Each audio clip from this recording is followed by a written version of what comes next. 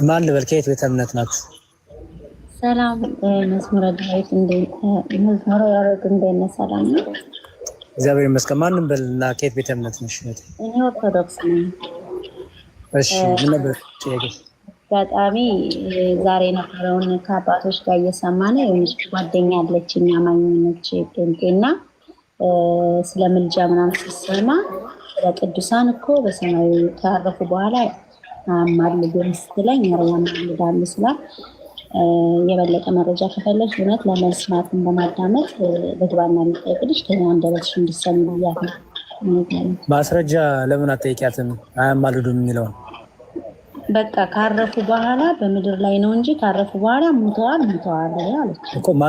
ማስረጃ ሰታሻለች። ካረፉ በኋላ ምንም አያውቁም፣ አይሰሩም፣ አይጸልዩም የሚለው ማስረጃ ሰታሻለች። የሞተ ነው ጥያቄ እሱ አይደለም የጠየቁሽ። ጴንጤዎቹ ብዙ ጊዜ እንደዚህ ይላሉ። ማስረጃ ጠይቀሻችሁ ታውቂያለሽ? ጥያቄ ጥሩ እኮ ነው። ከሞቱ በኋላ ምንም አያውቁም፣ ችግር የለውም፣ አሪፍ ጥያቄ ነው። ግን ማስረጃ ብለሻችሁ ታውቂያለሽ? እሷን ነው የምትላት ጓደኛሽን ብቻ አይደለም ማንኛውም ጴንጤ ስታገኝ ቅዱሳን ከሞቱ በኋላ አያማልዱም ካሉሽ እንደዚህ ተብሎ የጻፈበትን መጽሐፍ ቅዱስ ጥቅስ ባያቸው አለች አጠገብሽ? አለች። ኦኬ አገናኝሽ።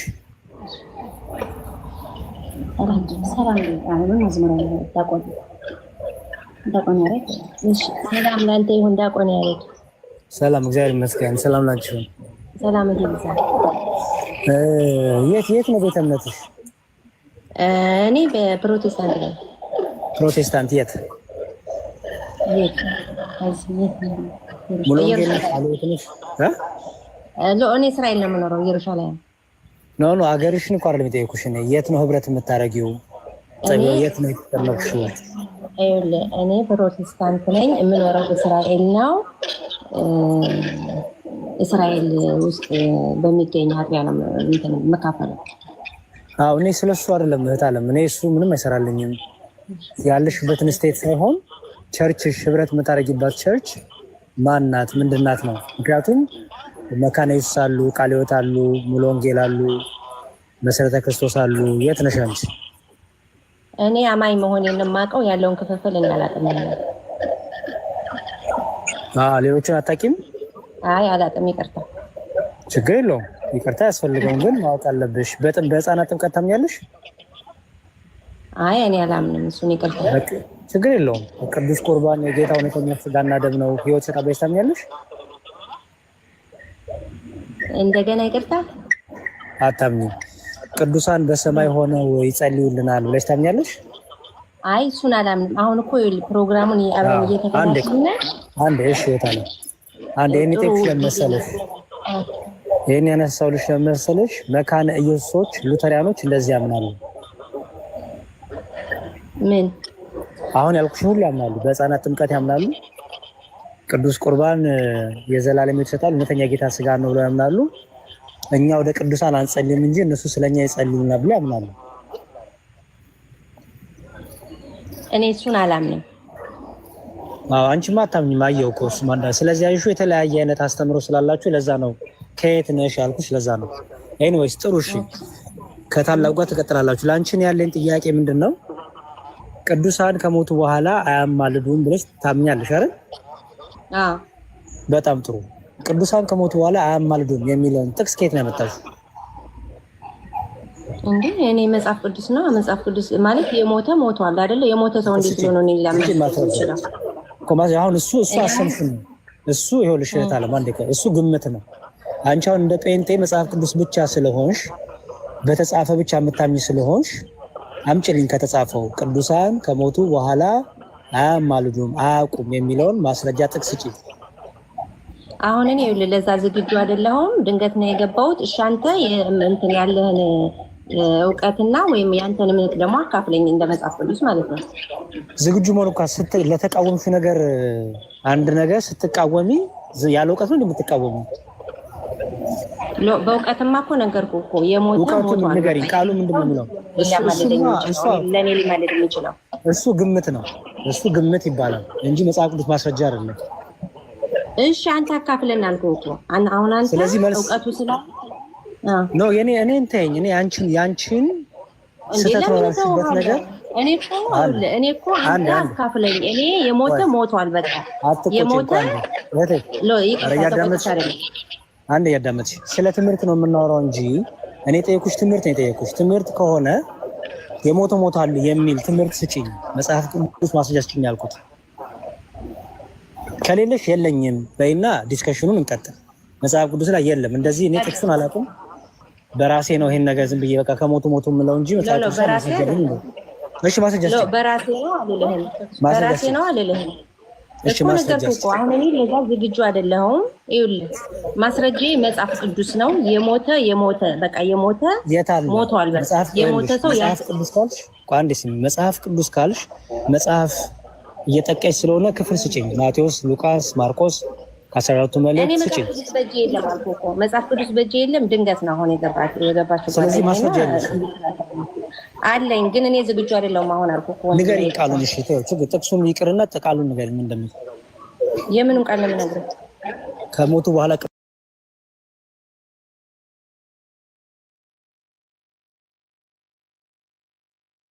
ባብቀኛለሁ የእግዚአብሔር ልጅ ጌታ ኢየሱስ እዛው ከዛ ውጪ ባብቀኛለሁ የሞተ ሕያው ሆኖ እኔን የሚያማልድም የሚወልድም የለም ይሄ እኮ ልሽቴ ይሄ አሁን ትምህርት አላስተማርሽም አሁን ዝም ብሎ እልን የተናገርሽ እኔ ጠየኩሽ ትምህርት አሁን ስለ ነገረ ክርስቶስ አይደለም ጥያቄ ክርስቶስ ኢየሱስ ማን ነው ኢየሱስ ክርስቶስ ምን አድርጎልናል እንዴት ቤዛ ሆነ እንዴት ተነሳ አይደለም ርዕሳችን ለምሳሌ ልሽቴ በደንብ ተረጋግተሽ ስሚ ስላንቺ ሳወራ ስለ ባልሽ አታውሪኝም ወይ ስለ ልጅሽ አታውሪኝም እኔ ብለሽ ነው መጀመሪያ ስለ ቅዱሳን ስናወራ ኢየሱስ ክርስቶስ ተብሎ አይነገርም ምክንያቱም ቅዱሳን ብለሽ ስትያዢ ክርስቶስ አትይ ቅዱሳን ከሞቱ በኋላ አያማልዱም ብለሻል ጥሩ ነው ችግር የለውም ለዛ ግን መጽሐፍ ቅዱሳዊ ማስረጃ ነው እኔ ፖይንት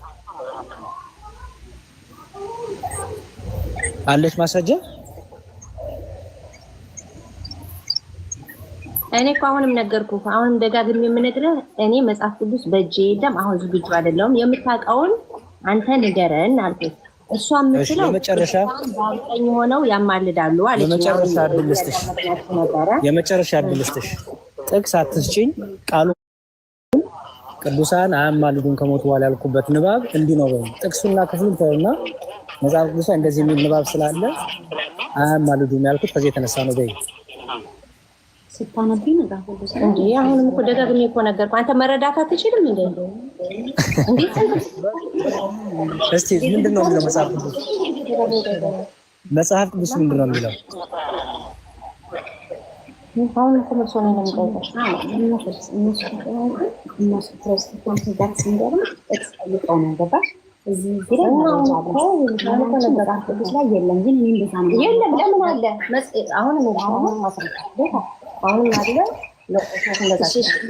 አሁን ለጠየቅ ጥያቄ አንቺ መልሽልኝ ይኸውልህ ወንድም ከይቅርታ ጋር ይኸውልህ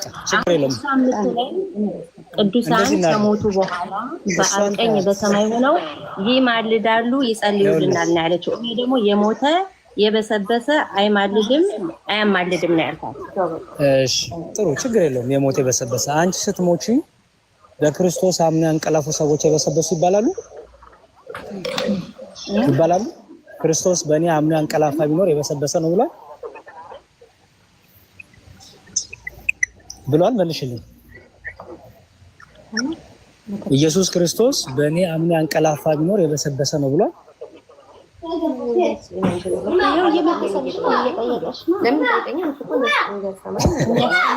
ታላቁ ቀጥል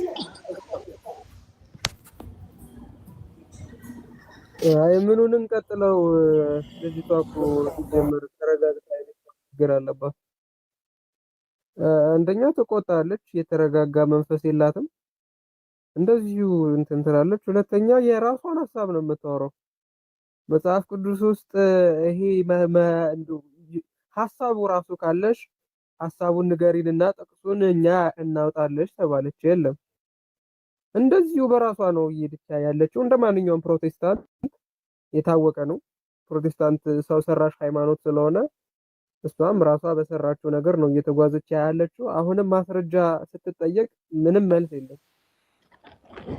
ስለዚህ መጀመሪያ የምታደርጊው ነገር በነገራችን ላይ ፕሮቴስታንቶቹ እንደ አይነት ሐሳብ የሚኖራቸው በክርስቶስ ስለማያምኑ ነው። በክርስቶስ ስለማያምኑ ነው። ምክንያቱም ወንጌል ምን ይላል?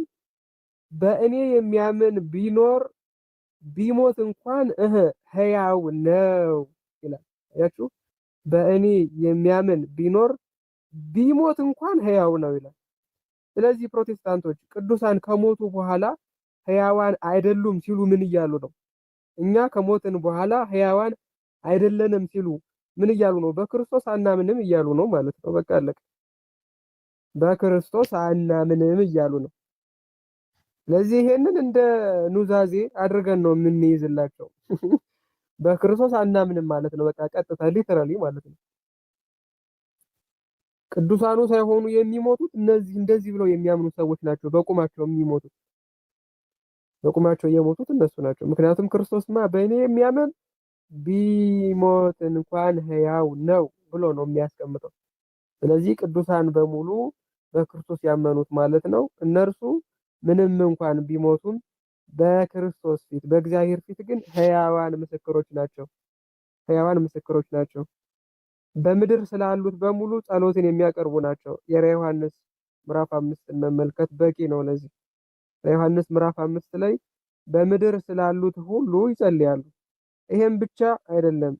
የአልዓዛርንና የነዌን ታሪክ ብትመለከቱ ሰውየው ሲኦል ገብቶ ነገር ግን ምድር ላይ ያሉ ሰዎች ሁሉ ትዝ ይሉታል።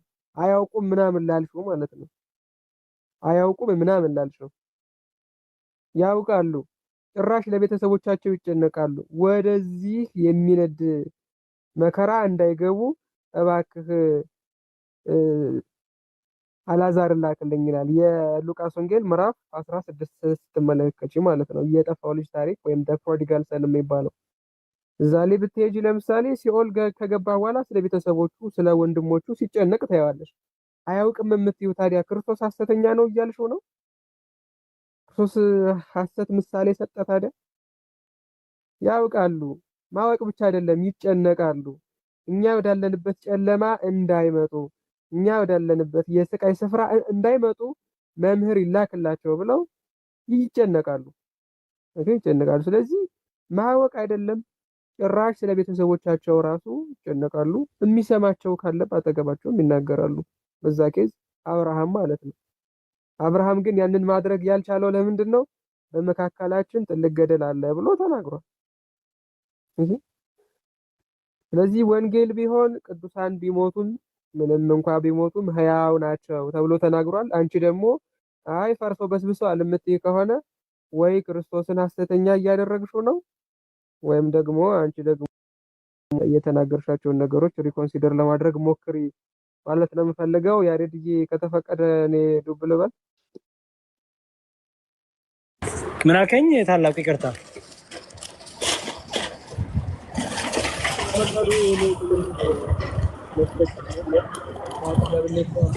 እሺ በቃ ችግር የለውም። ዶክተር ዘላለምም እና መምህር እስቂያስም ስላሉ ከነሱ ጋር መቀጠል ይችላሉ ተረጋግተው። እግዚአብሔር ይስጥልን። ታላቁ ክህነት ይባርክልን። በጣም አመሰግናለሁ። ደግሞ እናወራለን በውስጥ ያው። እንዴት አደሩ ጋሽ እንታ ታላቁ? እግዚአብሔር ይመስገን አለን። ሰላም ብለናል ሁላችንም። እሺ ሰላም ነው ሁሉም። ዶክተር ዘላለም እንዴት ነው? ሰላም ናችሁ? እግዚአብሔር ይመስገን፣ እግዚአብሔር ይመስገን። መዝሙር ያሬድ ሰላም ብያለሁ፣ ከላይም ከታችም ዲያቆን እስቂያስ እግዚአብሔር ይመስገን። እኔ ዘላለም እባላለሁ። አመሰግናለሁ። አምላኳ ጌታ አለች ልጅቷ። አሁን ትንሽ ሰምታ ከሆነ እህታችን አለች ልጅቷ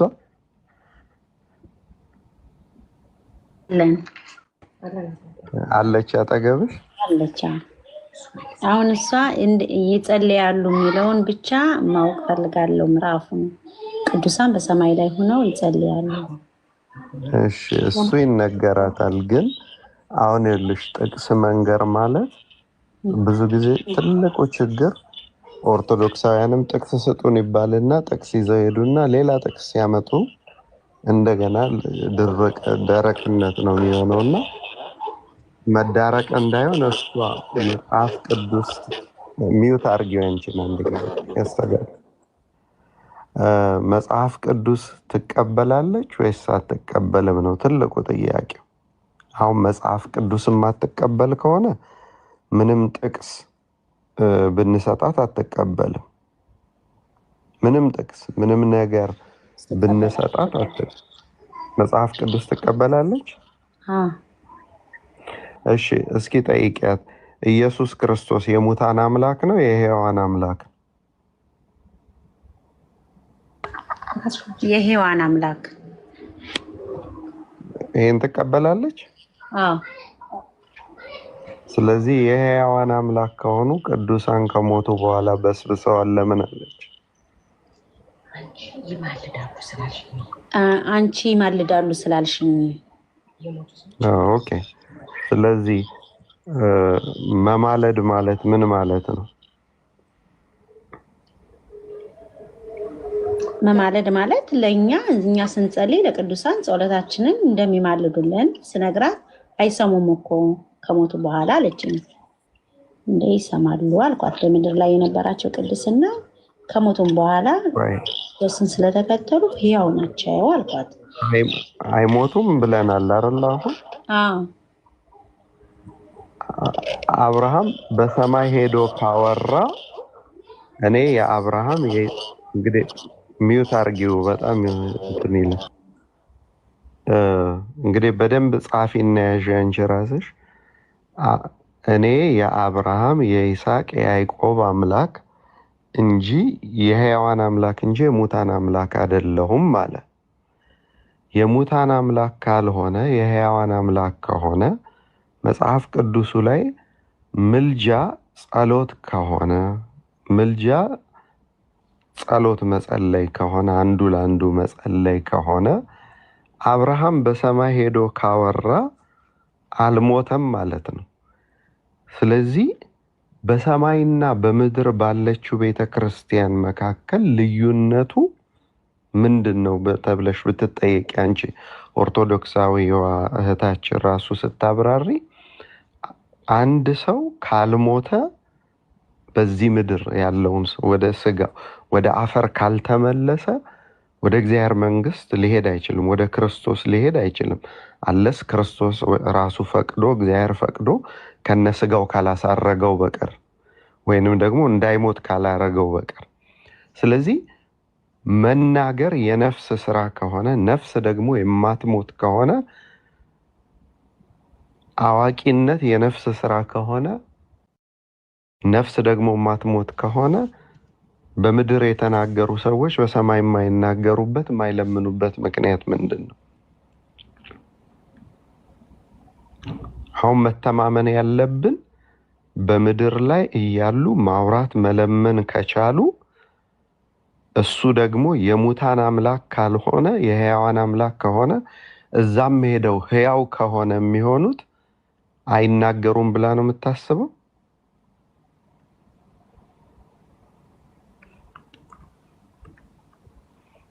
አይናገሩም። የፍርድ የመጨረሻ ጊዜ ነው የሚናገሩ ነው የምትለው። አሁን እንግዲህ መጽሐፍ ቅዱስ እንዳንላት መጽሐፍ ቅዱስ የለኝም ብላለች። ስለዚህ እኛ እንንገራትና እስኪ ሐሳቧን ትንገራን።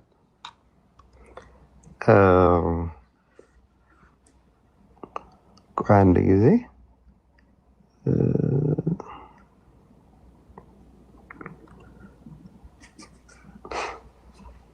እህታችን እንግዲህ በጣም በከበረ ትትና ነው የምንጠይቅሽ። የምታደርጊልን ነገር ማታቂውን አላውቅም። አይ ጴንጤዎቹ ለኔ እንዲህ ነው የነገሩኝ፣ እማቀው እስከዚህ ድረስ ነው ብለሽ ማመን የምትችውን ካመንሽ እውነት አርነት ያወጣሻል። ነገር ግን ማመን ያለብሽን ካላመንሽ ግን በጣም አስቸጋሪ ነው የሚሆነው። ዝም ብሎ እነሱ የነገሩሽን በሙሉ ካደረግሽ ትልቅ ችግር ነው የሚሆነው ማለት ነው። ስለዚህ ራዕየ ዮሐንስ ምዕራፍ 14 ቁጥር 13 ራዕየ ዮሐንስ ምዕራፍ 14 ቁጥር 13ን አነብልሻለሁ። ከሰማይ አለ ቁጥር 12 ጀምሮ የእግዚአብሔር ትእዛዛትን የሚጠብቁትን ኢየሱስን በማመን የሚጸኑት ቅዱሳን ትዕግስታቸው በዚህ ነው። ከሰማይ ከእንግዲህ ወዲህ በጌታ የሚሞቱ ብፁዓን ናቸው አለ። ድምፅ ነው የመጣው። ከሰማይ የመጣው ድምፅ በጌታ የሚሞቱ ብፁዓን ናቸው አለ። ብፁዕ ማለት የበቃ ማለት ነው። መንፈስም አዎን አለ ከድካማቸው ያርፉ ዘንድ ስራቸው ይከተላቸዋል ብለህ ጻፍ። በምድር ሆነው የሚጸልዩ ከሆነ በሰማይ ደግሞ ስራቸው ይከተላቸዋል ብለህ ጻፍ ተባለ። በምድር ያለ ስራቸው ከተከተላቸው ቅዱሳን በምድር ሳሉ ጸሎት ከሆነ ስራቸው በሰማይስ? አሁን ጠይቂያት እስቲ።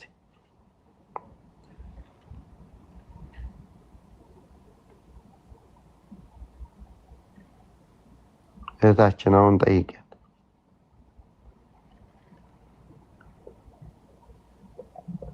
አይሰማም? ቀበልም እያለች ነው። ስራቸው ተከትሏቸውን ቢሄድ አትቀበልም? ግን አሁን ከሞቱ በኋላ ለኛ እንደሚጸልዩ እኮ ከድካማቸው ያርፉ ዘንድ አለ። ልብ በይ፣ ቃሉን በደንብ ስሚ። ከእንግዲህ አለ በጌታ የሚሞቱ መሞታቸውን እኛም ተቀብለን ብፁዓን ናቸው። መንፈስም አሁን ከድካማቸው ያርፉ ዘንድ የሚሞቱት ከድካማቸው እንዲያርፉ ነው። ከድካማቸው ያርፉ ዘንድ ስራቸው ይከተላቸዋል ብለህ ጻፋል። በምድር ላይ ቅዱሳን ይጸልያሉ አይጸልዩ? ያሉ። ስለዚህ ስራቸው ተከትሏቸው ከሄደ በሰማይ ይጸልያሉ አይጸልዩ? እንዴ ስራቸው ተከተላቸው ያማሽልማት ነው። የምድር ድካማቸው ድካም ማለት በርጅና በምን ሰው ያርፋል አይደል? ግን ስራቸው ይከተላቸዋል ማለት ስራቸው ይከተላል። እንደየስራቸው ይከፈላል። በመጨረሻ ዘመን ስራቸው አያቆምም ነው የሚለው። ስራቸው ይከተላቸው ማለት አንቺ በሄድሽበት ቦታ ስራሽ ተከትሎ ስራሽ ይከፈልናል። ሁላችንም እንደየስራችን ይከፈላል። ያ ሌላ ነው። ያ የራስሽ እስቲ ቆይ እሷ ታውራ እስኪ እሷ ታውራ። ስራቸው ይከተላቸዋል ማለት ምን ማለት ነው እህታችን? እሷ የምትለው ስራቸው ይከተላቸዋል።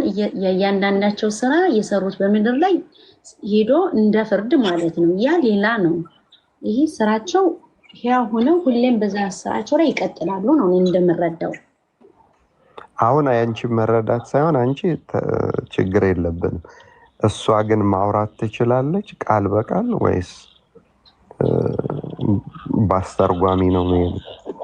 እንደዚህም ከሆነ እናወራታለን፣ ችግር የለም። ነፍሷን ለማዳን ስለሆነ ስልኩ እንዳያስተጋባ ነው እንጂ እናወራታለን። ማውራት ትፈልጋለች? ጠይቂያት። አይ ሰማለሁ አለች። እሺ እንግዲያውስ በምንጩ ነው መቅዳት ያለብሽ። ጭንቅላትሽን ክፍት አድርጊው። ምን አድርጊ? ጸሎት አድርጊ። ታደርጊው ጸሎት ምን መሰለሽ? ጌታ ሆይ የሊዲያን ልብ እንደከፈትከው የኔንም ልብ ክፈተው። ማንም ሰው ለመዳን አይዘገይም። የመዳን ቀን ዛሬ ነው። የመዳን ሰዓት አሁን። ከሰማሽ ልብሽን ከከፈትሽ ከክርስቶስ ከራሱ ተሰሚና ከዛ በኋላ እኛ ደግሞ ምንችለው እናብራራልሻለን። አሁንም ልመልስሽ ወደኋላ። ኢየሱስ ክርስቶስ ሐዋርያት በዚህ ምድር ላይ ሳሉ ይጸልያሉ አይጸልዩ?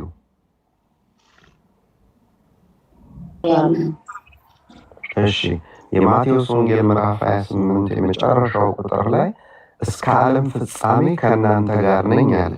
ሐዋርያት አሁን 12ቱም ሞተዋል። እስከ ዓለም ፍጻሜ ጌታ ከነሱ ጋር በምንድን ነው የሚሆነው? እስኪ ይህን ጠይቅ።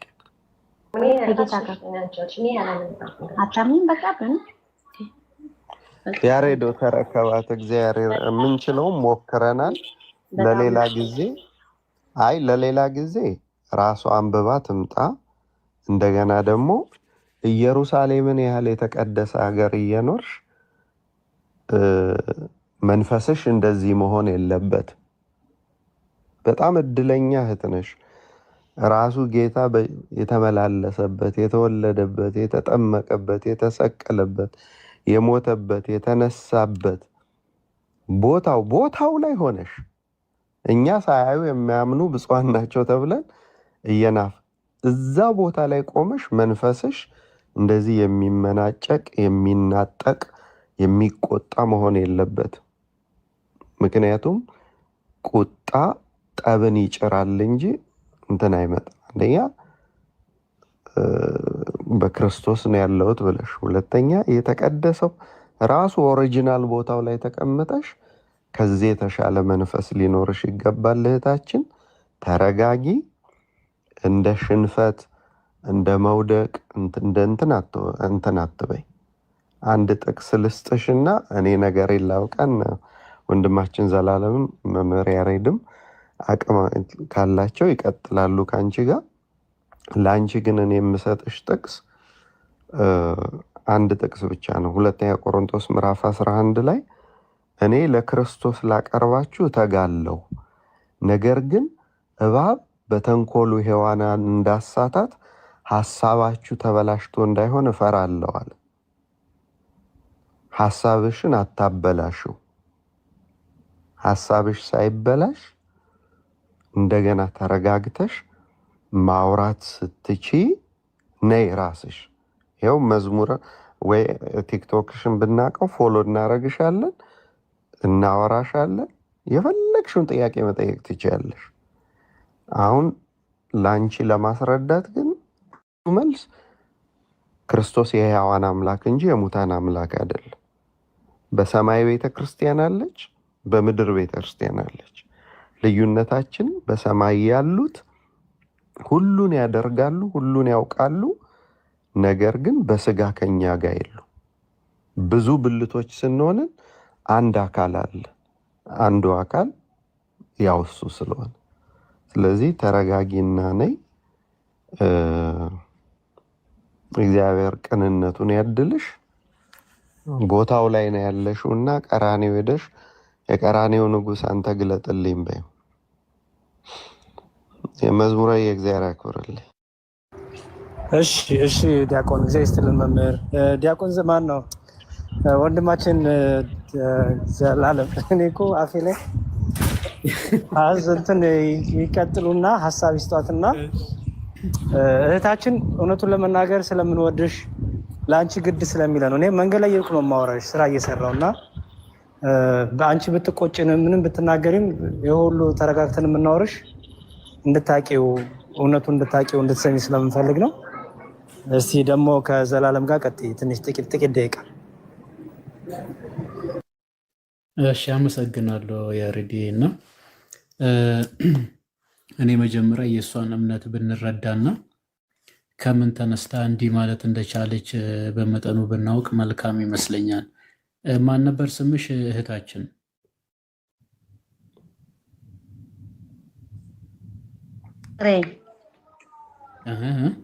ፍሬ ህይወት።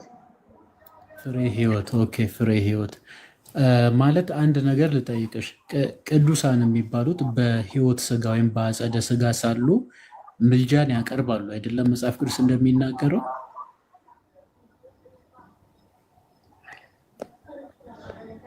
ይደገምልኝ ያለች ነው። ኦኬ በህይወት ስጋ ሳሉ በስጋቸው ወደ መቃብር በነፍሳቸው ወደ ጌታ ወደ አምላካቸው ከመሄዳቸው በፊት ኦኬ ያማልዳሉ፣ ይጸልያሉ ወይስ አይጸልዩ? ይጸልያሉ። ምን አልሽኝ? ይጸልያሉ። በጣም ጥሩ ይጸልያሉ።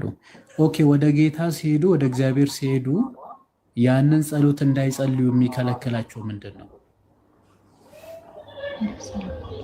የተሰማሽ ገባሽ? ከሞቱ በኋላ እንዴት ይጸልያሉ?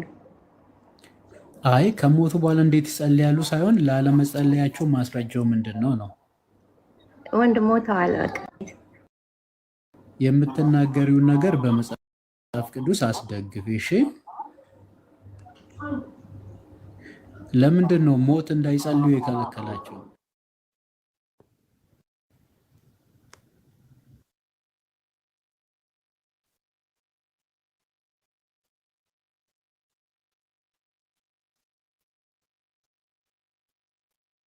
የገባቸው መረዳት ነው የምትፈልገው?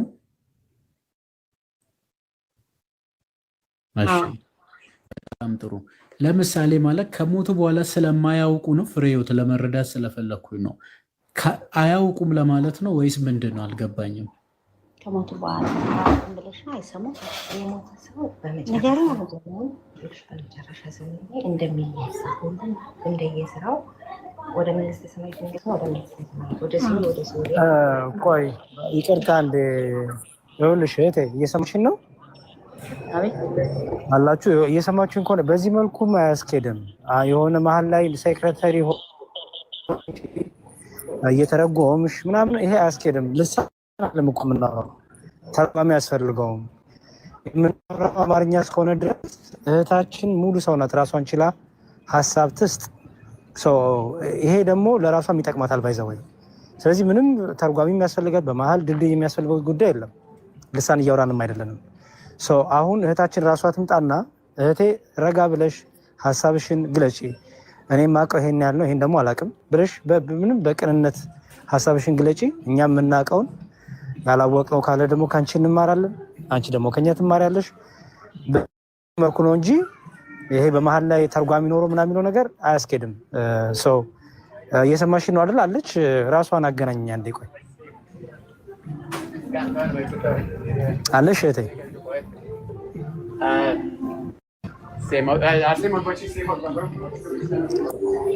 ይሰማል?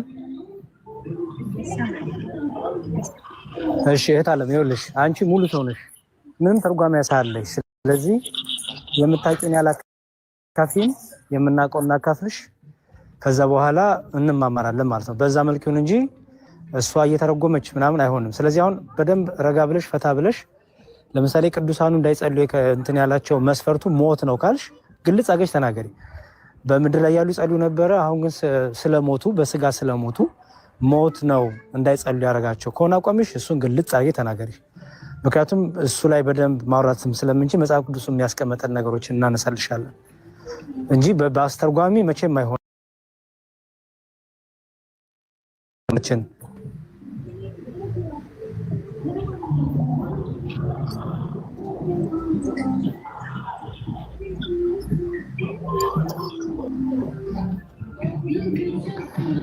እሺ እንዴት ነው መቀጠል የፈለጉት ታዲያ? አሁን በዚህ አይነት ብዙም ኮምፎርት አይሰጥምና ከባድ ነው። በጣም አመሰግናለሁ። እግዚአብሔር ይባርክልኝ። ግን እኔ ተቆጥቼ ሳይሆን እንደዛ አይነት የቁጣ ነገር ተሰምቷችሁ ከሆነ በጣም ይቅርታ። ጉባኤውንም ሁላችሁንም አባቶችንም በጣም ይቅርታ። እኔ እሷ የጠየኳትና እኔና እሷ የተነጋገርንበት ስላለ እሱን እናንተ እንድትመልሱልኝ ነው እንጂ እኔ አሁን የመጽሐፍ ቅዱስ ምዕራፍ እያወጣው እኔ እንዳስተምር ወይም እኔ እንዳስረዳ እኔ እንዳብራራ አልነበረም መነሻችን እህታችን ያለችን ከሞቱ በኋላ አሁን የሞቱ ቅዱሳን በአብ ቀኝ ሆነው ለእኛ እንደሚማልዱ ነገር አለችኝ። እኔ ደግሞ አልኳት በአብ ቀኝ ያለው የእግዚአብሔር ልጅ ጌታ ኢየሱስ ክርስቶስ ብቻ ነው ስለኛ የሚማልደው እንጂ የሞቱ ቅዱሳን ስለኛ አሁን አይማልዱም። ፍርድና ኮነኔ እንዳለ ጽድቅና ኮነኔ ይቅርታ፣ ሁላችንም የሞቱት እንደየሰራቸው ጽድቅ የሰሩ በመንግስተ ሰማያት፣ መጥፎ የዘሩ ደግሞ እንደየስራቸው ተቀምጠዋል። የመጨረሻ ዘመን ግን ሁላቸውም እንደሚነሱ ሁላችንም ሙታን እንደሚነሱ ይሄን ፍሬ አይሰማም እንዴ? ይሰማል? ይሰማኛል። አዎ የመጀመሪያ ይቅርታ የጠየቅሽው ብዙም አያሳስበንም። ህሊናሽ ከመሰከረልሽ መልካም ነው። እሱ ከተቆጣው የሚለው ነገር ማለት ነው። ነገሮች ሁሉ በፍቅር የሆኑ አንደኛ እሱ ነው። ሁለተኛ ደግሞ ቅዱሳን በሕይወት ሥጋ ሳሉ እንደሚያማልዱ መጽሐፍ ቅዱስ በስፋት ይናገራል። በስፋት ማለት ነው። አንደኛ በእግዚአብሔር ዘንድ የተወደደ ነው። ኦኬ፣ ከሁሉ በፊት እንደ ምክር የቀረበ ነው። እያሳየውሽ ቢሆን መልካም ይመስለኛል። አሁን እኔ ማለት ነው ታላቁ የቤተክርስቲያን አባት ቅዱስ ጳውሎስ ምን ይላል? ይታይሻል እህት አለም እዚች ጋር ኦኬ። እሺ ቴንክ ዩ ያሬዲ። አንዴ እሺ ግልጽ አድርጊ። ና እንዴት ነው? ይኸውልሽ እዚህ ጋር ምን ይላል መሰለሽ? እዚህ ጋር ምን ይላል መሰለሽ? ምልጃ በጣም አስፈላጊ እንደሆነ እንግዲህ እግዚአብሔርን በመምሰልና ይላል ፍሬ እግዚአብሔርን በመምሰልና በጭምትነት ሁሉ ጸጥና ዝግ ብለን እንድንኖር ልመናና ጸሎት፣ ምልጃም ምስጋናም ስለ ሰዎች ሁሉ፣ ስለ ነገስታትና ስለ መኳንንት ሁሉ እንዲደረጉ ከሁሉ በፊት እመክራለሁ ይላል። አንደኛ ከሁሉ በፊት የሚመክረን ቅዱስ ጳውሎስ ልመና፣ ጸሎት፣ ምልጃ ስለ ሀገር፣ ስለ ወገን፣ ስለ መኳንንት እንዲቀርብ ነው። ስለዚህ እኔ ዘላለምም አንቺም ፍሬም ሁላችንም አንዱ ስለሌላው መጸለይ ይችላል። ፍሬ አንድ መረዳት ያለብሽ ነገር ጸሎት ለፍጡራን ሁሉ የተፈቀደ ነው። ምንም የተከለከለ ነገር የለም። ግን ልዩነቱ ምን መሰለሽ? ራሱ መጽሐፍ ቅዱስ ሲነግረን ማለት ነው የምንወደው መጽሐፍ ቅዱስ የምናከብረው የጌታችን ኢየሱስ ክርስቶስ ቃል ምን ይላል? እዚህ ያዕቆብ የሚባል ክፍል ላይ ምን ብሎ ያስቀምጣል መሰለሽ? እንዲህ ይላል። አንዱ ስለሌላ ይኸውልሽ ቁጥር 16 ላይ እርስ በርሳችሁ ይላል። ኦኬ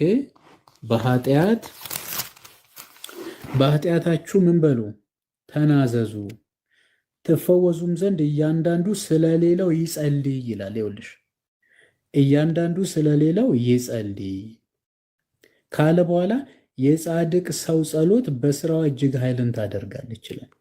አሁን ልዩነቱ አንቺ አጸልይም እኔ ብቻ ጸልያለሁ የሚል ጉዳይ ሳይኖር እኛ ኃጢአተኞች ነን። ፍሬ እኛ ኃጢአተኞች ነን። ኃጢአት የለብንም ማለት አንችልም። እንደዛ ካልን ውሸተኞች ነን፣ እግዚአብሔርም እውነት በእኛ ውስጥ የለም። ግን ጻድቃን ደግሞ አሉ፣ እግዚአብሔር ወደ መምሰል ጸጋ ያደጉ ማለት ነው። ልክ እንደ ጳውሎስ እኔ ክርስቶስ እንደምመስል እናንተን ይምሰሉ ብሎ ይናገራል። እግዚአብሔርን የመሰሉ ደግሞ አሉ። የእነሱ ጸሎት ከኛ ጸሎት እጅግ የተሻለ ስለሆነ አንዱ ስለሌላው ይጸልያል ማለት ነው። አሁን እኔ ጥያቄ እነዚህ ቅዱሳን በሞት ወይም በስጋ ሞት ከኛ ተለይቶ ወደ ጌታ ከሄዱ በኋላ ጸሎትን ያቆማሉ ወይ ነው? አያቋርጡም። ፍሬ ማወቅ ካለብሽ ማለት ነው ይህን ነገር አያቋርጡም። ዛሬም ቢሆን በእግዚአብሔር እቅፍ ሆኖ በእግዚአብሔር በምህረት ዓለም ላይ ሆኖ በእረፍት ዓለም ላይ ሆኖ በስጋ ወራት መድከም አለ፣ መጾም አለ፣ መታሰር አለ፣ መገረፍ አለ፣ ብዙ ነገር አለ። እንደዛ አይነት ነገር ሳይኖርባቸው እግዚአብሔር በሰጣቸው ጸጋ አሁንም በሰማይ ሆኖ ስለኛ ምን ይላሉ? ይጸልያሉ። እንዳይጸልዩ የሚከለክላቸው ምንም ነገር የለም። ማስረጃ ካለሽ ማስረጃውን ማቅረብ ነው።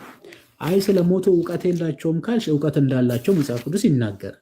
እሺ እውቀት እንዳላቸው በምድር የሚከናወኑን እንደሚያውቁ እንደው ወደፊት የሚሆነውን ሁሉ እንደሚያውቁ የሙሴን ታሪክ ታውቂያለሽ አይደለም ፍሬ? የሙሴ ታሪክ በተራራው ላይ በረጅሙ ተራራ ላይ በተገለጠ ጊዜ የሆነውን ታሪክ ታውቂያለሽ? እሱን ታውቂያለሽ? ሙሴ ከሞተ በኋላ በደብረ ታቦር ተራራ ላይ ተገልጦ ሲናገር ነበር አይደለም?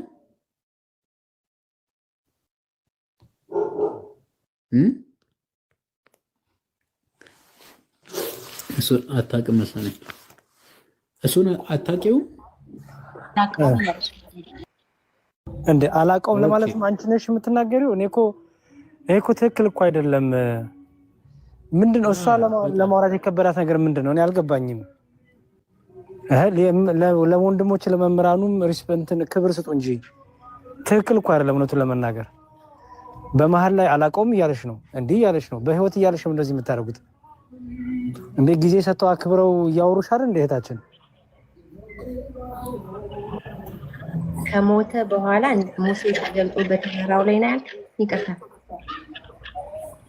አዎ ይኸውልሽ ምን ይላል መሰለሽ፣ ሙሴ እንግዲህ የብሉይ ኪዳን ሰው ነው እንደምታውቂ ማለት ነው። ቅድመ ልደተ ክርስቶስ ከ1500 ዓመት በላይ የነበረ ነው። አሁን ከኛ አንጻር ስታይ ወደ 3500 ምናምን ዓመት ይቆጠራል። እና እዚህ ጋር ጌታችን ወደ ረጅሙ ተራራ 12ቱን ደቀ መዛሙርት ይዞ ሄደና ሶስቱን የምስጢር ሐዋርያት ይላቸዋል፣ ጴጥሮስን፣ ያዕቆብ፣ ዮሐንስን ይዞ ወደ ረጅሙ ተራራ ወጣ ይላል። ልክ ረጅሙ ተራራ ላይ ከወጣ በኋላ ኤልያስን ከብሔረ ሕያዋን ሙሴን ደግሞ በአጸደ ነፍስ ካለበት አመጣው ይላል። ይኸውልሽ እዚህ ጋር ነው ሁለት ሰዎች እነርሱ ሙሴና ኤልያስ ከእርሱ ጋር ይነጋገሩ ነበር ይላል። ሙሴ ሞቷል አልሞተም? ኤልያስ ያው አልሞተም እስካሁን። እንግዲህ እሱን ካወቅሽ ኤልያስ እስካሁን የሞትን ጽዋ አልቀመሰም። አካሄዱን ከእግዚአብሔር ጋር ስላደረገ እግዚአብሔር ሰውሮ ወስዶታል፣ እንደ ሄኖክ ማለት ነው። ሙሴ ደግሞ እንደሞተ ዘዳግም 33 የሚባል መጽሐፍ ስታነቢ እሱ እንደሞተ እስራኤላውያን 1 ወር ሙሉ እንዳለቀሱለት ሁሉ ይናገራል። ነገር ግን እዚህ ጋር ማና ማን ነው ከጌታ ጋር ሲነጋገሩ ያየ ነው? ሁለት ሰዎች። እነርሱ ማናማ? ሙሴና ኤልያስ ይላል። ሙሴ እንግዲህ ሞቷል አይደለም? ግን ሞቶም ይናገራል ይላል አይደለም መጽሐፍ? ሄሎ እየሰማሁ ነው። አየሽ ማለት የሞተ ሰው አይናገርም ነው። መናገር የነፍስ እኮ ነው፣ የስጋ አይደለም። እኔ እንዴት እንደምናስረዳሽ አላውቅም። መናገር ምንድን ነው? የነፍስ ነው። እውቀት የነፍስ ነው አይደል? እዚህ ጋር ሙሴ ሲነጋገር ይላል። ሙሴ እኮ በአጸደ ነፍስ ያለ ሰው ነው። መናገር ይችላል አይችልም? አንድ የሞተ ሰው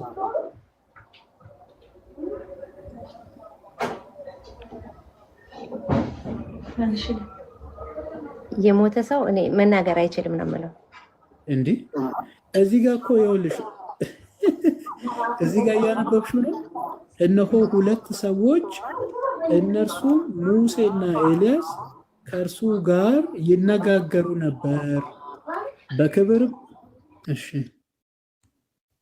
ይነጋገሩ ነበር ይላል አይልም ክፍሉ?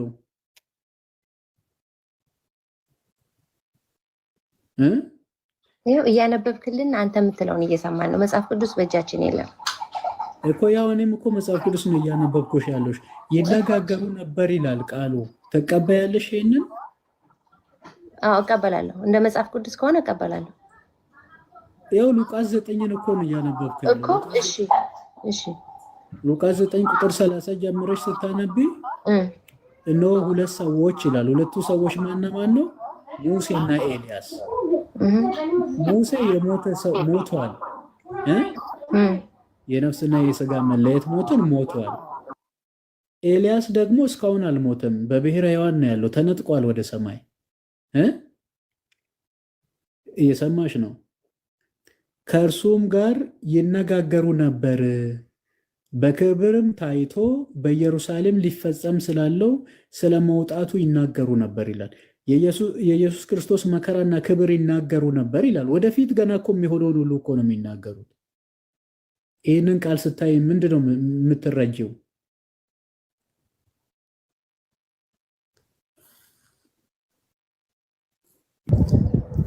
ዲያቆን ማን ነው? መምህር ዘላለም እረፍት ቢያደርጉ ደግሞ ከዚህ በላይ በጣም ጥሩ ነው። እርሱ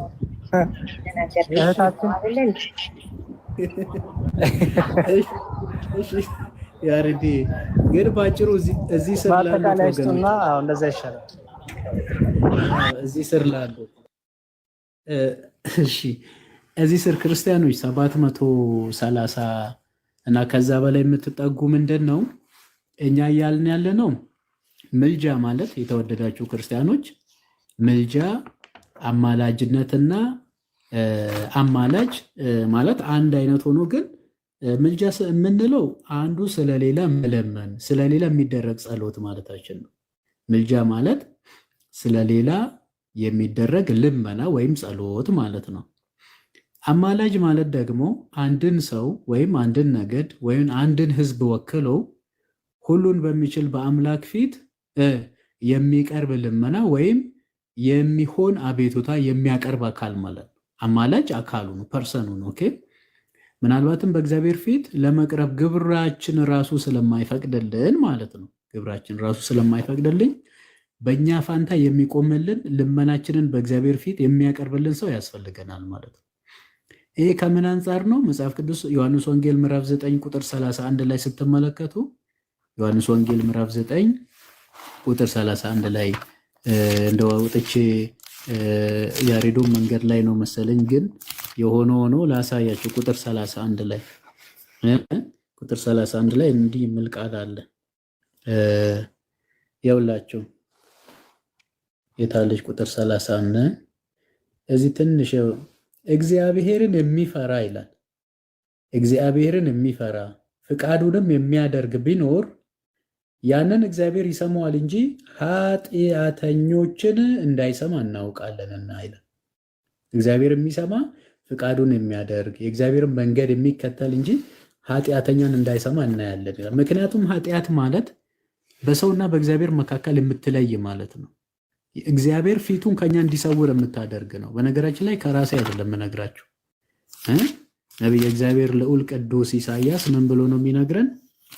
በትንቢቱ ምዕራፍ 59 ላይ ቁጥር 2 ላይ እንዲህ ይላል። ይኸውላችሁ እዚህ ጋር ማየት ትችላላችሁ። እዚች ጋር ስታዩ እነሆ የእግዚአብሔር እጅ ከማዳን አላጠረችም፣ ጆሮዎቹም ከመስማት አልደነቆረችም።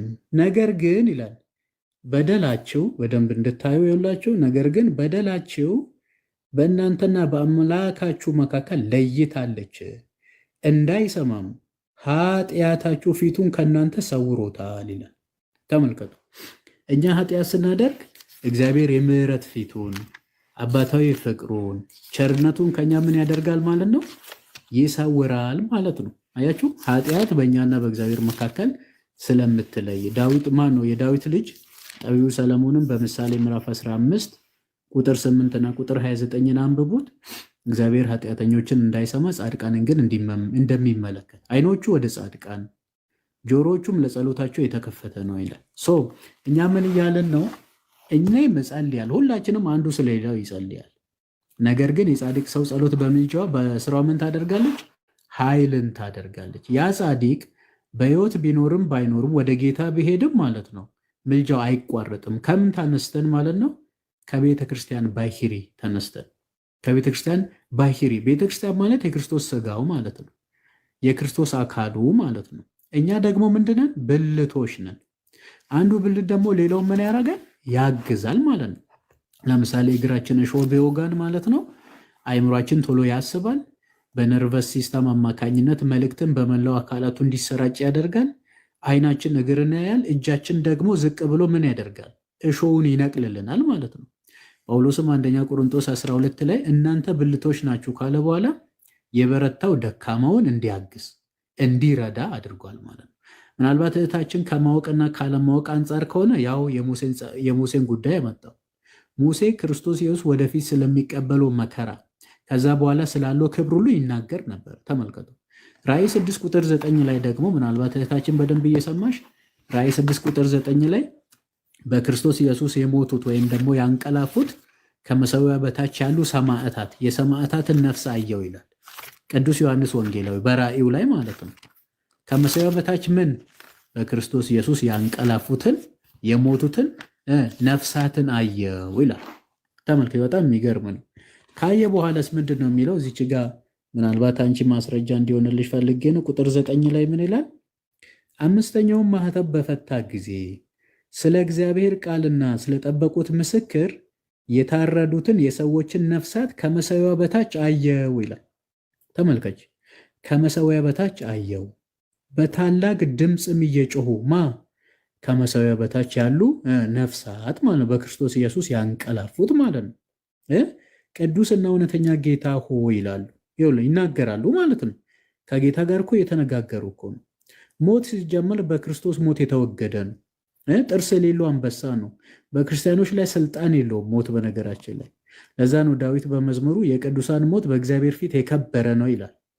የቅዱሳን ሞት በእግዚአብሔር ፊት የከበረ ነው ይላል። ኦኬ። ሰለሞን ደግሞ በመክብብ ላይ ከመወለድ ቀን የመሞት ቀን ይሻላል ይላል። ምክንያቱም የምንወለደው ለመሞት ነው፣ የምንሞተው ደግሞ ወደ ጌታ ለመሄድ ስለሆነ ማለት ነው። እና ቅዱስና እውነተኛ ጌታ ሆይ እስከ መቼ ድረስ አትፈርድም? ፍረድ እያሉት እኮ ነው።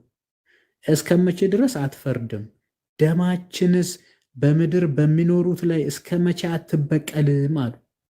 አየሽ፣ እነሱንም በሰማዕትነት እንዲያርፉ ያደረገ አሁንም በቤተ ክርስቲያን ላይ ብዙ ግፍ የሚሰራ ሰው እስቲል በስራው እንደጸና ወደ ልቡ እንዳልተመለሰ ከሰማይ ወደ ምድር ተመልክቶ ጌታ ሆይ ፍረድባቸው፣ ተበቀልልን፣ አሁንም እኮ ክርስቲያኖችን እየገደሉን እነዚህ ሰዎች ብሎ ምን ይሏቸዋል? ጌታ ኢየሱስ ክርስቶስን ይለምኑታል። ጌታችን ደግሞ ምን አለ መሰለሽ? በጣም የሚገርም ቃል አለ እዚህ ጋር። ኦኬ ምን ይላል? ለእያንዳንዳቸውም ነጭ ልብስ ተሰጣቸው ይላል። ማዕረግ ነው፣ ሽልማት ነው ስለተጋድሏቸው ማለት ነው። እንደነርሱም ደግሞ ይገደሉ ዘንድ ያላቸው ገና አሁንም ሰማዕትነት አለ ማለት ነው። ሲጀመር የቤተክርስቲያን ጸጋዋ ሰማዕትነት ነው። የቤተክርስቲያን ሞገሷ ክብሯ በነገራችን ላይ መከራ ነው። መከራ የሌላት ቤተክርስቲያን ጸጋ እግዚአብሔር የለም ብሎ እንደመናገር ነው በነገራችን ላይ። ስለዚህ እነሱ ደግሞ ይገደሉ ዘንድ ያላቸው የባሪያዎች ባልንጀሮቻቸውና የወንድሞቻቸው ቁጥር እስኪፈጸም ድረስ ገና ጥቂት ዘመን እንዲያርፉ ተባለላቸው ይላል። አመፅን በሚያደርጉ ላይ ይለምኑባቸዋል፣ ለቤተ ክርስቲያን ደግሞ ይጸልያሉ፣ ይለምናሉ። ከቤተ ክርስቲያን ባህሪ አንጻር ምናልባት ይሄ ነገር ምናልባት አንቺን ትንሽ አሁን እንደተረዳሁት ወንጌልንም መጽሐፍንም አላነበብሽም፣ ኢቭን ተጽፎ ያለውን ነገር አልቀበልም ትያለሽ። አንዳንዴ ከሰማሹ ስብከት ነው የሰማሻቸው ስብከት ደግሞ ውሸት ነው፣ መጽሐፍ ቅዱሳዊ አይደሉም። እና ከዛ አንጻር መታየት አለበት። እኛ ክርስቲያኖች ክርስቶስ ኢየሱስን በሕይወት ሥጋ ብቻ ሳይሆን በሰማይም ተስፋ እናድርገዋለን። መጽሐፍ ኢየሱስ ክርስቶስን በምድር ላይ ብቻ ተስፋ የሚያደርግ እርሱ ከሁሉ ምስኪን ነው ይላል። አንቺ ኢየሱስን አምናለሁ እያልሽ የበሰበሱ ብለሽ መናገርሽ ራሱ በጣም በክርስቶስ ኢየሱስ ስራ ላይ ማመፅ ነው። በነገራችን ላይ ቅዱሳን ከበሩ ነው የምንለው። ጌታ ሞትን ገሏል እኮ። ሞት መውጋ ወዴት አለ? ሲኦል ድል መንሳትሽ ወዴት አለ ተብሏል እኮ። ሞት ከእግራችን በታች ተቀጥቅጧል እኮ። እንዴ በግድ ለሞት ለመገዛት መሮጥ ምን ማለት ነው? አሁን ይሄ በአጭሩ ግን ቅዱሳን ያማልዳል። ማማለድ ብቻ ይገርምሻል። እንደ እህታችን ኤልሳ የሚባል ነቢይ አለ። ነቢየ እግዚአብሔር ቅዱስ ኤልሳ መጽሐፈ ነገሥት ካልዕ ማለት ነው ምዕራፍ 13 የሚባል ቦታ ላይ ሄደሽ ብታነቢ ከሞተ በኋላ በአጥንቱ ሞትን አስነስቷል። እስኪ ፍሬ አንዴ አንሚውት አድርጌ የሆነ ጥያቄ ልጠይቅሽ። አንድ ጥያቄ ብቻ ልጠይቅሽ።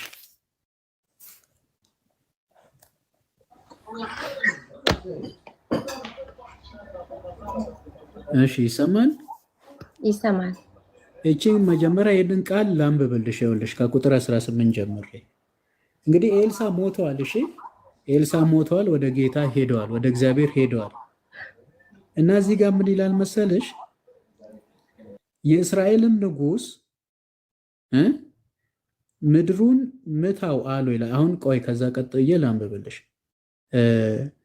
3 ጊዜ የእግዚአብሔር ሰው ተቆጥቶ 5 ወይም 6 እሺ ኤልሳ ሞተ የሚለውን ቦታ አይተሻል? እዚች ጋር ኤልሳ ሞተ የሚል አይተሻለ? አይቻልም። ኤልሳ ሞተ ቀበሩትም ይላል። እሺ ጥሩ። ከሞዓብም አደጋ ጣይ ማለት ልክ አሸባሪዎች እንደምንለው ማለት ነው። በዚህ ዘመን አሸባሪዎች በየዓመቱ ወደ ሀገሩ ይገቡ ነበር ይላል። ምክንያቱም ነፃ አውጪ ግንባር የሚባል እንደኛ ሀገር በዛ ጊዜም ነበረ። እስራኤል በባርነት ትገዛ ስለነበረ ብዙ ጊዜ ህዝብ እየተደራጀ ህዝባቸውን ነፃ ለማውጣት ይደራጁ ነበር እና አንዳንድ ጊዜ አሸባሪዎች ይገባሉ። ይሄ ነፃ ታጣቂዎች እንደምንለው እንደዚህ ዘመን ማለት ነው።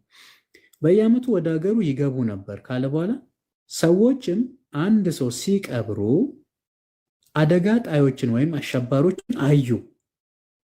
ሬሳውንም ይላል የሰውየው ሬሳ ማለት ነው በኤልሳ መቃብር ጣሉት ይላል። በኤልሳ መቃብር እኮ ነው የጣሉት። የኤልሳንም አጥንት ይላል የኤልሳንም አጥንት በነካ ጊዜ ሰውየው ድኖ በእግሩ ቆመ ይላል። ከአጥንትና ከነፍስ ማን ነው የሚበልጠው?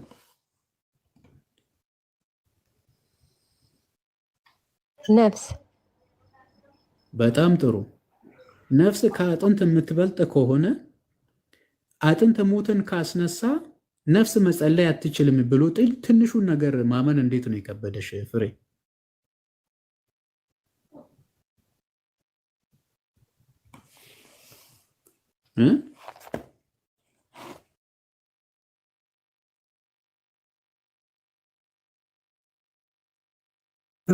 መምህር አይ ቲንክ ጊዜ ትፈልግ ይሆናል እንግዲህ ቀስ ብላ የተሰጣትና ወይ አዲስ ሆኖባት ይሆናል ጊዜ እንግዲህ ትሰጥ።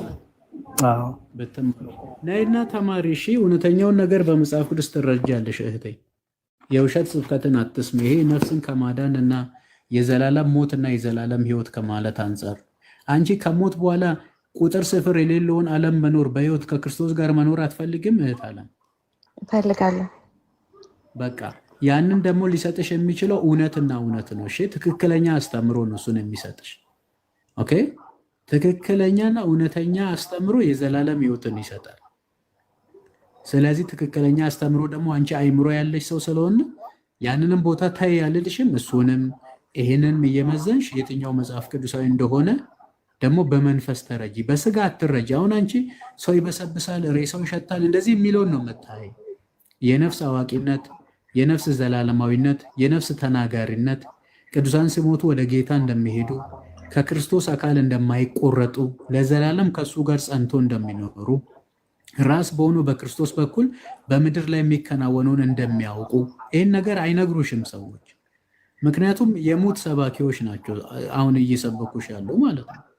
ግን እውነተኛውን አሁን እኔ መጽሐፍ ቅዱስን እየጠቀስኩ ነው ያሳየሁሽ፣ ከራሴ ምንም አልተናገርኩም። እና እሱን በጨለማና በብርሃን መካከል ለመለየት ሞክሪ። እግዚአብሔር ከሁላችን ጋር ይሁን።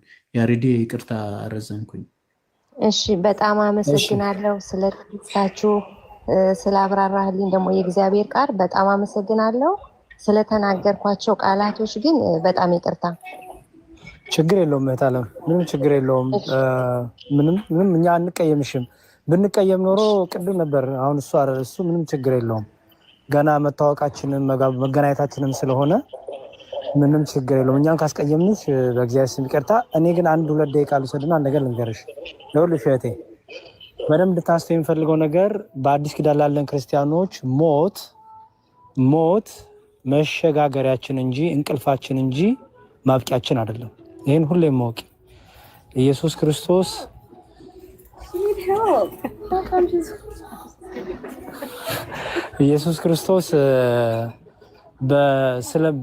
የመሰቀሉ ምክንያትም የመሰቀሉ ውጤትም ሞታችን ሊገልል ነው የመጣው። ሞታችን ሊገልል ነው። ውጤቱም ያገኘነውም ነገር ቢኖር ሞታችን ተገሎልናል። ስለዚህ አሁን እኛ ሞት አያስፈራንም።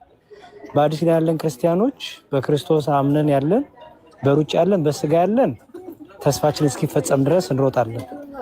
በሩጫ ደግሞ ጨርሰው ያሉ ድንቅ የክርስቶስ ምስክሮች ደግሞ ሊኖሩ ይሄዳሉ። ለዚህ ነው ክርስቶስ ማነው ጳውሎስ ልኖር ነው ያለው። ልኖር ነው ያለው። ልኖር ከክርስቶስ ጋር በቃ ይሄ መሄድ እፈልጋለሁ፣ ከዚህ ዓለም ከስጋ ተለይቼ እኖራለሁ ነው እያላለሁ። ስለዚህ በስጋ መለየት ለክርስቲያኖች መበስበስ አይደለም። ይህም በደንብ ወቂ። ከክርስቶስ ጋር ለመሄድ የምናንቀላፋው እንቅልፍ ነው። ልክ እንቅልፍሽ ስተኝ ጠዋት እነሳለሁ ብለሽ እንደምትነሹ እግዚአብሔር የልቦናሽን ሀሳብ ሰምቶ በክርስቶስ ደግሞ አምኖ ላንቀላፉ ደግሞ አምኖ ላንቀላፉ ነው ጌታ ራሱ። በእኔ አምኖ ላንቀላፉ ያዋን ናቸዋል። ስለዚህ እንቅልፍ ነው። ያ እንቅልፍ በስጋ የምንለይበት ነው። በነፍስ ግን ሕያው ሆነን ዘላለማዊ ሆነን ኢየሱስ ክርስቶስን ከአባቱ ከባሕሪ አባቱ ከአብ ከባሕሪው ከመንፈስ ቅዱስ ጋር ቅዱስ ቅዱስ ቅዱስ እያልን ዕለት ዕለት የምኖርበት ነው። ቅዱሳን ሐዋርያቱም ሁሉ ከክርስቶስ ጋር ያሉት አሁን በሕያውነት ያዳምጣሉ፣ ይሰማሉ፣ ይናገራሉ። ከማ የተነሳ ከመንፈስ ቅዱስ ጸጋ የተነሳ አሁን ያውቃሉ ስንል የመንፈስ ቅዱስ ጸጋን እያልን ነው። መንፈስ ቅዱስ ጋር ከነሱ ጋር ስለሆነ እያልን ነው። ይሰማሉ ስንል መንፈስ ቅዱስ ከነሱ ጋር ስለሆነ እያልን ነው። ከራሳቸው አይደለም እያልንሽ። አንዳች ፍጡር ከራሱ አንዳች ማድረግ አይችልም ያለ እግዚአብሔር ጸጋ ያለ መንፈስ ቅዱስ ገላጭነት እና ሕያዋን ናቸው። እንኳን እነሱ አይደለም አንቺም ሕያዋን ነሽ። አሁን አንቺ እኔ ሙታኔን ብትይ እከራከርሻለሁ። አይደለሽም ብዬ አይደለሽም። እኔ እኮ በስብሼ ነው የምቀረው እንዳትይ። አንቺ ሰዱቂያ አይደለሽም። ሰዱቂያን ናቸው ሰዎች በሱሳ ይቀራሉ ብለው የሚያምኑ፣ ትንሣኤ ሙታን የለም ብለው የሚያምኑ። እኛ ክርስቲያኖች ነን። ትንሣኤ ሙታን አለ ብለን ምናምን ሰው ህይወታችን ከክርስቶስ ጋር ለዘላለም የምትኖር ናት ብለን ምናምን በምድር የምንጀምረው ሩጫውን በሰማይ ደግሞ ይደመደማል ማለት ነው። የትኛው ህያውነት በተሻለ ጥበብ በተሻለ ምስጢር በተሻለ ደግሞ መገለጥ በተሻለ ክብርና ጸጋ ከኃይል ወደ ኃይል የምንሸጋገርበት ነው ሞት ማለት ነው። አንድ ይሄ ነው። ሌላው ሞትን እንኳን አንድ ሰው በስጋ ስለሞተ ወይም አንድ ፍጥረት በስጋ ስለሞተ ወይ አንድ ቅዱስ በስጋ ስለሞተ አይጸልይም ካልሽ መላእክት እኮ አይሞቱ። አሁን ሞትን እንኳን መስፈርት ካደረግሽ አይሹ መላእክት አይሞቱ። ስለዚህ ሞት መስፈርት ከሆነ ላንቺ አሁን መላእክት አይሞቱ የሚለው ነገር ሲመጣብሽ ምን ልትይ ነው? አይሽ ስለዚህ ይሄ ሞት የሚባለው ነገር በደንብ እንድትረጁ እንፈልጋለን። ማጠቃለያ ሐሳብ እኛ ኦርቶዶክሳውያን ቅዱሳን ይጸልያሉ ስንል ከእግዚአብሔር ከተሰጣቸው ጸጋ የተነሳ ህያዋን ስለሆኑ በምድር ያለችው ቤተክርስቲያን በሰማይ ካለችው የክርስቲያኖች ህብረት ጋር የቅዱሳን ህብረት ጋር የሰማዕታቱ ህብረት ጋር በክርስቶስ የተጋጠመች ስለሆነች ኦኬ ሁላችንም ክርስቶስ አካል ላይ ስላለን ቅዱስ ጳውሎስ በአንደኛ ቆሮንቶስ ምዕራፍ 12 ላይ እንዳስቀመጠው ማለት ነው ብልቶች ብሎ እነዚህ ብልቶች ደግሞ በክርስቶስ አካል ያሉ ናቸው ብሏል። ስለዚህ በብልቶች መካከል ደግሞ መለያየት የለም መተሳሰብ ነው እንጂ። ስለዚህ ጳውሎስ ያለበት የክርስቶስ ላይ ነው ያለው ጳውሎስ እኔም በክርስቶስ ያመንኩኝ ክርስቶስ ላይ ነው ያለው። የኔና የቅዱስ ጳውሎስ አድራሻ ክርስቶስ ነው። አይሹ መገናኛችንም ክርስቶስ ነው፣ አድራሻችንም ክርስቶስ ነው። ክርስቶስ ላይ ደግሞ የተጣበቁ ቅርንጫፎች ህያዋን ናቸው፣ ህይወት ያላቸው ናቸው። ስለዚህ በአንድ ኃጢአተኛ መመለስ በምድር ደስታ ይሆናል አይደለም የሚለው ይቅርታ በሰማይ በምድር ላይ አንድ ኃጢአተኛ ንስሐ ሲገባ ሉቃስ ወንጌል ምዕራፍ 13 ስታነብ የሚላል በአንድ ኃጢአተኛ መመለስ ወይም በአንድ ኃጢአተኛ ንስሐ መግባት በሰማይ ደስታ ይሆናል። በምን አውቀው እንዴ? እኔና አንቺ በዚህ ሰዓት በምናወራበት ሰዓት እንኳን ስንት ሰው ንስሐ ይገባል? በሰማይ በምን አውቀው ነው መላእክቱ ደስታ የሚያደርጉት? ቅዱሳኑ በሰማይ ያሉት የቅዱሳኑ ህብረት እንዴት ነው ደስታ የሚያደርጉት? አንቺ ንስሐ ስትገቢ በሰማይ ለምን ደስታ የሚሆነው? ኮሚኒኬሽን ከሌለ አየሽ፣ ክርስቶስ አካል ላይ ከሌለ እንዴት ደስታ ያደርጋሉ? የአንቺ መዳን እንዴት ያስደስታቸዋል? ለምንድን ነው የሚዘምሩት? አንቺ ንስሐ ስትገቢ የጠፋው ልጅ ወደ ቤቱ ሲመለስ ለምንድን ነው በሰማይ ደስታ የሚደረገው? በመላእክቱ ዘንድ በቅዱሳኑ ዘንድ ደስታ የሚደረገው ብትይ ምን ስላለ ነው?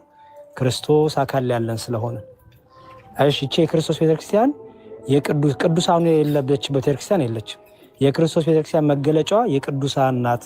ቅዱሳን አሉ፣ ሰማዕታቱ አሉ፣ አይሽ ድል ያደረጉት አሉ፣ ሩጫቸውን የጨረሱ አሉ። በዚህ ሁሉ ውስጥ ናት የሚኖሩባት። ስለዚህ እቺ ቤተክርስቲያን በዚህ መልኩ ነው የምትረዳውና ወደፊት ግን በሰፊው ረጋ ብለሽ ተረጋግተን እናወራለን። አንቺም ስላዳመጥሽ እናመሰግናለን። ካስቀየምንሽ እኛም ይቅርታ እንጠይቃለን። አንቺን ግን አልተቀየምንሽም እና ምንም ችግር የለውም። እህታችንም ስላመጣሽነታችን እናመሰግናለን ስላስተዋወቅሽ። እሺ መዝሙር በጣም አመሰግናለሁ። እግዚአብሔር ይባርክልኝ። አሜን አሜን። ዘመናችሁን እግዚአብሔር ይባርክ፣ እድሜ ጤና ጨምሮ ይስጣችሁ። በጣም አመሰግናለሁ። እሺ አሜን አሜን። መምህር ዘላለም ሀሳብ ካሉት ያጠቃሉና በተጨማሪ በቃ እኔም ለውጣ ስለሆነ ውጭ እየተንደፋደፍኩኝ ነው። ያሬድ እግዚአብሔር ይስጥልን። በቃ ያው እንዳልከው ነው። እኔም የሚጨምረው ነገር የለኝም ያሬድ። መልካም እሺ፣ እግዚአብሔር ይስጥልኝ ሁላችሁንም። እንግዲህ ሰላም ደሩ፣ መልካም ሌሊት። እህታችንም እግዚአብሔር ያበርታሽ። በሌላ ቀን እንገናኛለን። ቤታችን ስንከፍት ነይና ማንኛውም ኦርቶዶክስ ያልሽን ጥያቄ ጠይቂን፣ እንደ እግዚአብሔር ፍቃድ እንመልስልሻለን። እሺ እገባለሁ። በጣም አመሰግናለሁ ጊዜያችሁን ሰጥታችሁ ስላብራራችሁልኝ በጣም አመሰግናለሁ። እግዚአብሔር ይባርክልኝ። አሜን። ሁላችንም እግዚአብሔር ያክብረን። እሺ ይባርከን። እሺ እሺ፣ በሉ ሰላም ደሩ። አመሰግናለሁ በጣም በሰላም ደሩ። መምህር እንገናኛለን ከእርሶ ጋር። እሺ ያሬድ ደህና ደሩ። አሜን አሜን። እሺ በሉ እስካሁን ድረስ አብራችሁን የቆያችሁ ሰዎች ሁሉ እግዚአብሔር ይስጥልን። የቅዱሳኑ ጸሎት ከኛ ጋር ይሁን። በዚች በቤተክርስቲያን ያጽናን፣ በእምነታችን ያጽናን።